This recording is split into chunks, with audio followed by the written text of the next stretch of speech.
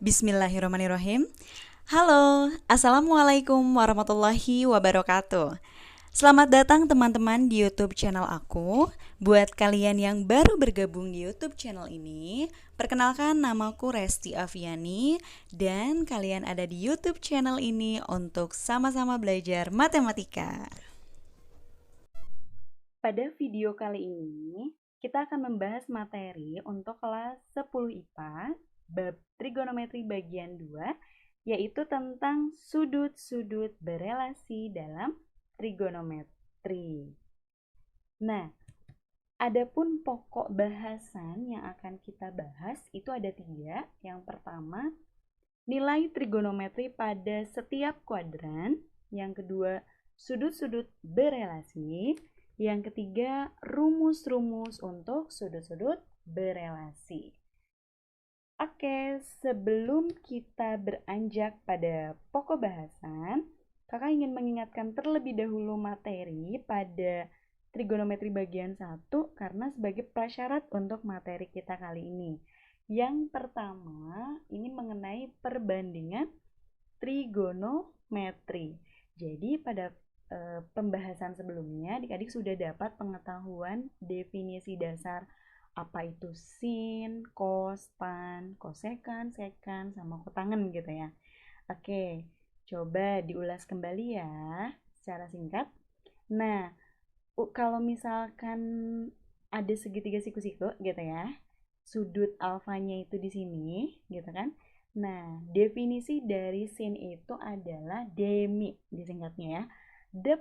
Sisi depan sudut per sisi miring. Berarti dalam hal ini nih, kalau di gambar ini, kalau misalkan sudut alfanya di sebelah sini, yang namanya sin adalah sisi depannya siapa? B. Per sisi miringnya siapa?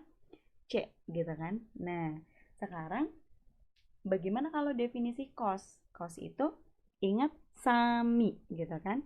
Samping per miring. Nah, kemudian kalau tan apa? Desa. Jadi sisi bagian depan per samping. Jadi B per A gitu. Atau biasanya disimbolinnya yang tegak ini Y, ini X. Jadi Y per X gitu. Yang C ini R. Pokoknya itu masalah persimbolannya. Nah, adik-adik juga perlu ingat bahwa definisi dari tan itu gitu kan, tan itu juga artinya adalah nilai sin alfanya per cos alfa. Jadi tan itu juga bisa kita definisikan sin per cos.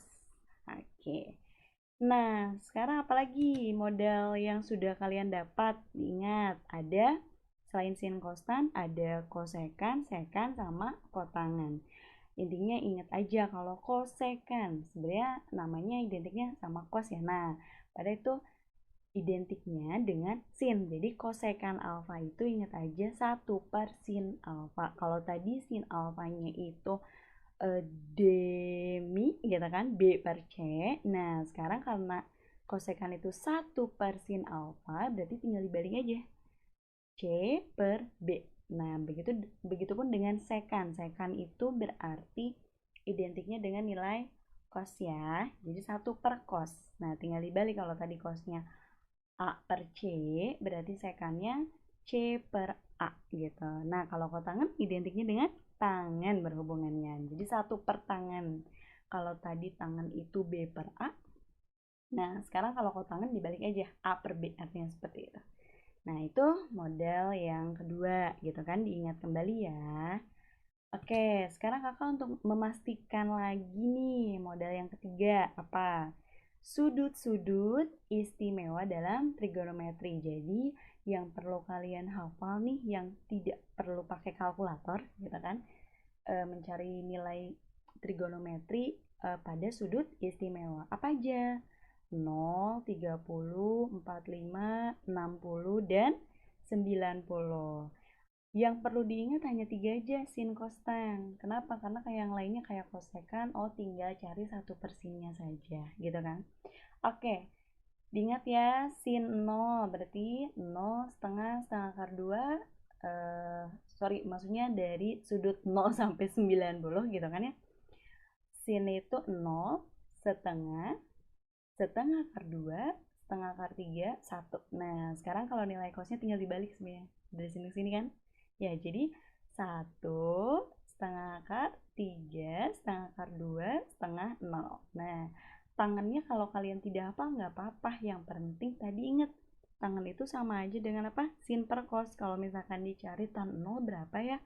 Dengan modal kalian hafal sin 0 sama cos 0 berarti tinggal 0 per 1 sama dengan 0 gitu kan ya. Nah, untuk tan 30 berapa ya? Setengah dibagi setengah akar 3, setengahnya coret kan? Nah, berarti sisa 1 per akar 3. Kalian sudah belajar tentang merasionalkan bentuk akar ya, pecahan bentuk akar, penyebut bentuk akar. Tinggal dikali akar 3 akar 3 jadi 1 per 3 akar 3. Seperti itu dan seterusnya. Jadi tan 45 1, tan 60 akar 3, tan 90 1 dibagi 0 3 gitu ya. Nah, itu modal-modalnya. Sekarang kita mulai ke pokok bahasannya ya. Nah, pokok bahasan pada bagian pertama ini yaitu tentang apa? Tentang nilai trigonometri pada setiap kuadran. Nah, perlu adik-adik ketahui bahwa di dalam koordinat kartesius, sudut itu dikelompokkan ke dalam 4 kuadran. Oke, kakak gambar dulu ya. Jadi kalau ini misalkan koordinat kartesiusnya gitu kan. Di sini mulai dari apa? 0 derajat. Nah, terus 90 derajat apalkan aja busur derajat, ayo. Ini berapa? 180 derajat gitu kan. Yang ini 270 derajat. Kemudian balik lagi ya. Satu putaran penuh itu Pak. Ini sampai 360 derajat. Nah, dari 0 sampai 90 derajat ini kita namakan kuadran 1, istilahnya kuadran ya. Dari 90 sampai 180 ini kita namakan kuadran 2 gitu. Dari 180 sampai 270 ini kita namakan kuadran 3 gitu. Dan dari 270 sampai 360 ini kita namakan kuadran 4. Nah, kalian minimal mengenal kuadrannya terlebih dahulu gitu. Nah, ini untuk menandakan kayak gimana sih? Jadi ya perlu adik-adik ketahui juga bahwa nilai trigonometri ada yang positif, ada juga yang negatif gitu, tergantung kuadrannya. Jadi nilai sin di kuadran 2 dengan nilai sin misalkan nih ya sin 30 pokoknya nilai sin di kuadran 2 dengan sin di kuadran 3 belum tentu sama tandanya gitu. Nah, kita akan mengenal tentang nilai trigonometri pada setiap kuadran ini. Oke, ini kakak hapus ya. Nah, kita lihat. Oke, sekarang kita lihat tentang kuadran 1. Nih ya. Oke, kuadran 1 ini simbolnya kalau tadi ABC gitu kan. Sekarang simbolnya nih kalau yang ini sumbu X gitu ya. Ini nilainya X yang samping ini X. Kalau depan sudut ini sudut alfanya. Kalau depan sudut alfanya itu Y gitu kan. Nah, sisi miringnya kita namakan R gitu kan. Jadi, nah, lihat deh sin alfa gitu kan. Sin alfa itu depan per miring. Jadi Y per R. Nilai Y-nya apa? Kalau di kuadran 1 kan semuanya positif ya. Mau X-nya, mau Y-nya itu positif. Jadi nilai sinnya Y per R-nya positif. Dibagi positif sama dengan positif. Gitu. Jadi nilai sinnya gitu kan ya. Nilai sinnya positif. Ya. Nah, sekarang cosnya gimana? Cos sami, berarti X per R positif semua ya. Nah, akibatnya cosnya juga positif. Nah, sekarang gimana dengan tan? Jelas, positif Y per X-nya. Oke, artinya di kuadran 1 nilai trigonometrinya semuanya positif. Kak, bagaimana dengan kosekan, sekan, gitu kan? Kotangan, ya jelas positif. Ya, 1 per sin alfa, 1 dibagi positif, positif. Seperti itu. Oke, jadi ini patokannya yang dasar itu ya, sin kostan. Nah, sekarang kita lihat kuadran 2. Oke, lihat di kuadran 2 ya. Untuk kuadran 2 ini, nilai X-nya itu gimana kalau di kuadran 2 kondisinya? Negatif. Jadi nilai X-nya itu negatif ya. Ingat daerah ini. Ini kan patokannya 0, gitu kan ya? Ini 0. Daerah kanan positif. Kalau sumbu Y-nya gimana? Yang atas positif, yang bawah negatif. Berarti untuk kuadran 2 gitu kan? Kita lihat satu-satu. Sin. Ini berarti sudutnya ya, patokannya ya. Sin berarti depan sudut Y-nya apa? Positif, per miringnya R-nya jelas positif ya. Karena ini kan akibat dari ini ya. Jadi kita tetap masih konsen ke sudut siku-siku gitu kan. Oke. Positif dibagi positif, positif. Jadi nilai sinnya apa? Positif. Ingat ya, di kuadran 2. Sekarang kita lihat cek yang cos-nya. Cos itu sami gitu kan ya. Sampingnya atau X-nya itu apa kondisinya? Negatif. R-nya positif, negatif bagi positif, negatif. Jadi nilai cos di daerah kuadran 2 yaitu dari 90 sampai 180 itu negatif gitu. Sekarang tangan gimana? Akibatnya tadi ingat sin per cos ya tangan. Positif bagi negatif, negatif gitu. Ya. Nah, jadi kakak simpulkan di kuadran 2 ini daerah kekuasaannya sin gitu. Jadi eh, sin saja yang positif. Cosnya kalau nyari cos ya negatif, kalau nyari tan ya negatif gitu. Karena ini daerah kekuasaan sin. Oke, dengan cara yang sama gitu kan. Nanti adik-adik bisa lihat nih ya. Untuk kuadran 3 berarti X-nya apa? Negatif, Y-nya apa? Negatif. Nah, dengan cara yang sama tadi mencarinya. Untuk kuadran 3 itu, nilai yang positifnya itu hanya untuk apa?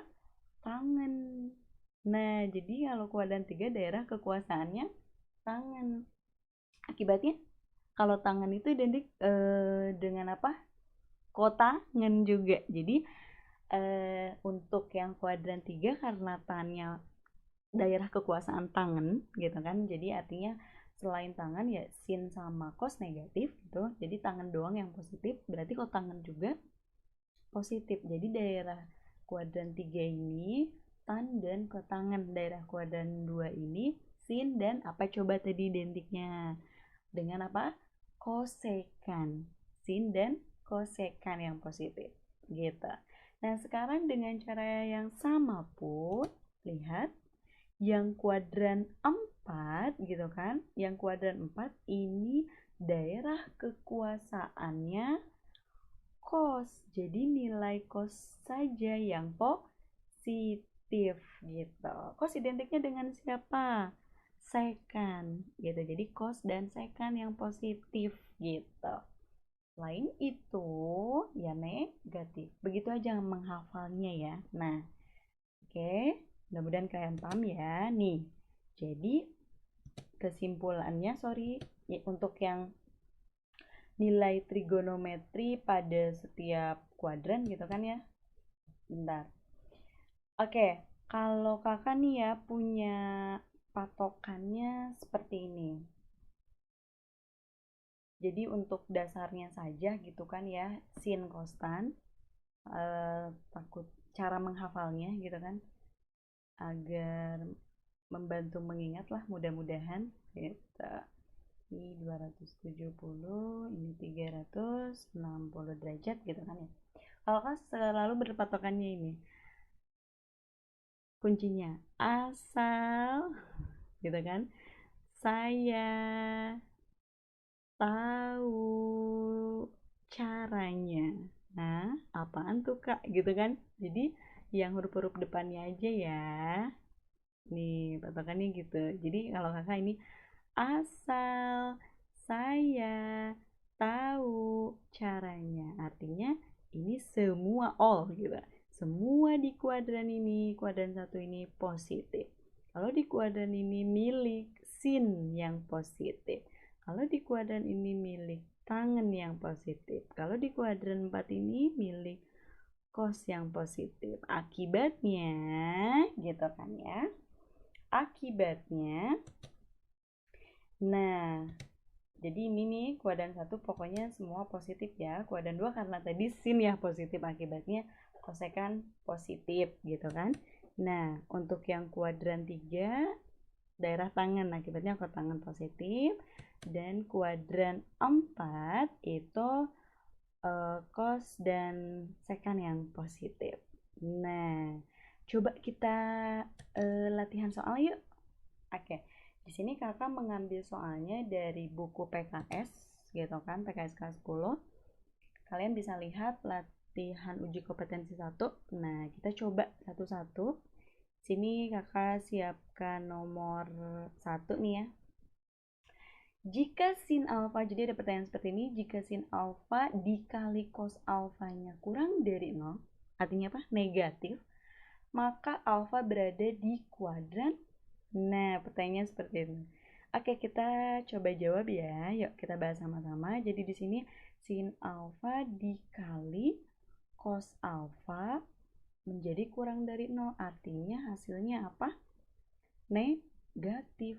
Gitu loh. Ya, ini perkalian guys. Ayo. Dua buah bilangan dikalikan biar jadi negatif, itu ada dua kemungkinan ya. Bisa jadi yang ini positif dikali negatif gitu kan ya, jadi negatif. Atau bisa jadi yang ini negatif sedangkan yang ini positif, gitu kan kemungkinannya ya. Nah, sekarang kita lihat untuk kemungkinan yang pertama. Kemungkinan yang pertama ini lihatnya konsennya yang positif saja biar tahu kuadran. Lihat deh, di sini nilai sinnya positif gitu kan ya. Tapi nilai cosnya apa? Negatif. Berarti ini daerah kekuasaan siapa? Gitu loh. Karena yang lainnya artinya sin positif, yang lainnya negatif gitu kan ya. Berarti daerah kekuasaan sin di kuadran mana tadi? Ayo, di kuadran 2. Ya, daerah kekuasaan sin. Sekarang kalau kemungkinan yang kedua, ini nilai yang positifnya siapa? Cos. Ya, nilai yang positifnya cos. Sinnya gimana? Negatif. Oh, berarti ini daerah kekuasaannya si cos. Cos tadi daerah kekuasaannya di mana? Asal saya tahu caranya. C, berarti di kuadran 4 gitu. Jadi jawabannya alfa itu ada di kuadran 2 dan 4. Seperti itu. Jadi jawabannya yang E. Paham ya? Oke, kita mulai latihan soal lagi nih. Yuk, masih look 1, latihan uji kompetensi 1, tapi akan ngambil yang nomor 4 gitu kan ya. Kita lihat nomor 4. Oke. Jika sekan alfa sama dengan 3, ingat, coba kita tulis ya di sini. Sekan alfa sama dengan 3, kakak tulisnya 3/1 gitu kan, biar kelihatan. Kenapa seperti ini kak ditulisnya? Sekan itu sepasangnya sama siapa? Sekan itu rumusnya apa? 1 per cos alfa. Ingat, tadi kalau cosnya itu gitu kan ya, sami gitu, tinggal gitu kan, berarti sekannya dibalik aja, bisa. Miring per samping, berarti ini sebaliknya, sekannya 3/1, berarti dengan kata lain ini memberikan informasi bahwa nilai cosnya itu adalah dibalik 1/3 gitu ya. Pertanyaannya apa? A berada di kuadran 4 nih, yang perlu kita garis bawah ini ada di kuadran 4. Daerah kekuasaan apa? Siapa? Kos. Ya. Yeah. Nah, makanya ini kosnya positif ya. Tuh dong, gitu kan. Yang ditanya apa? Berapakah nilai sinnya? Nah, kalau seperti ini gimana? Balik lagi ke segitiga siku. Kita misalin ini alfanya gitu kan ya. Diketahui nilai cosnya itu adalah 1/3. Cos itu sami. Satunya mi-nya miringnya 3 gitu lah. Berarti kita bisa memperoleh yang depan sudutnya gitu. Bentar, kakak ini coba colornya dulu. Nah, kita bisa memperoleh ini nih. Nah, bisa mencari itu. Berapa nih berdasarkan Pitagoras? Ayo. Berarti nyari salah satu sisi tegak salah satunya, sisi miring dikuadratkan, 3 kuadrat, 9 dikurangi sisi tegak lainnya. Berapa ini? 1 kuadrat, 1. Jadi akar berapa ini? 9 dikurangi 1 akar 8 gitu kan ya. Aduh maaf ya ini kurang jelas ya, ini akar 8 ya guys. Oke, sehingga gitu kan ya yang ditanyanya sin alfa sama dengan gitu. Kita ingat ini tadi berbicara di kuadran apa? 4. Kuadran 4 kekuasaan cos, selain cos dan secant itu berarti negatif gitu kan ya. Berarti nilai sin pasti negatif. Negatif berapa? Sin di segitiga siku-siku ini. Berarti depan per miring. Akar 8 gitu kan ya. Akar 8 per gitu kan 3. Nah, disederhanakan lagi akar 8 itu berarti berapa? 4 kali 2 kan? 4-nya ditarik jadi akar 2 ya. 2 berarti 2 akar 2 gitu kan? Per 3. Aduh ini maaf ya. Oke, jadi jawabannya min 2/3 akar 2. Jawabannya yang E. Seperti itu.